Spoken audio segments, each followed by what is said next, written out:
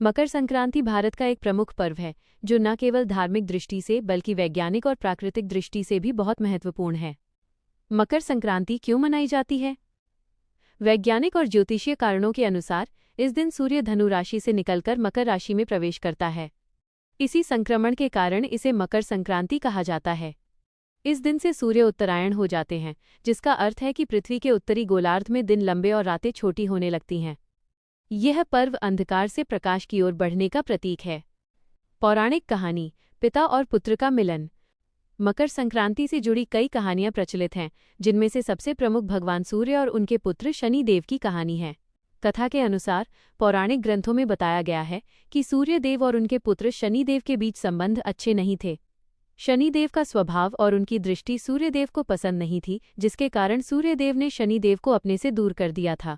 पिता के इस व्यवहार से क्रोधित होकर शनि देव ने सूर्य देव के घर कुंभ राशि को जला दिया था।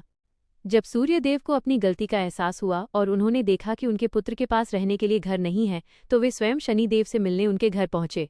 जिस दिन सूर्य देव शनि देव के घर मकर राशि गए, उस दिन शनि देव ने काले तिल से अपने पिता का स्वागत किया और उनकी पूजा की। पुत्र के प्रेम और सत्कार को देखकर सूर्य देव बहुत प्रसन्न हुए। उन्होंने शनि देव को वरदान दिया कि जब भी मैं तुम्हारे घर मकर राशि आऊंगा तो वह समय सुख, शांति और समृद्धि का होगा। जो भी व्यक्ति इस दिन काले तिल से मेरी पूजा करेगा और दान देगा, उसके जीवन के सभी कष्ट दूर हो जाएंगे।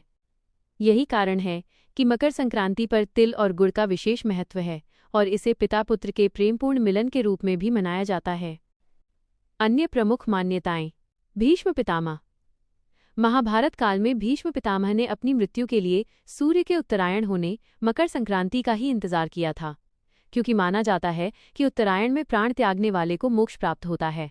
गंगा अवतरण। कहा जाता है कि इसी दिन मां गंगा महाराज भागीरथ के पीछे पीछे चलकर कपिल मुनि के आश्रम से होते हुए सागर में जाकर मिली थीं। इसलिए इस दिन गंगा स्नान का बड़ा महत्व है। क्या आप चाहते हैं कि मैं इस त्योहार से जुड़ी कुछ और विशेष परंपराओं या पकवानों के बारे में बताऊं?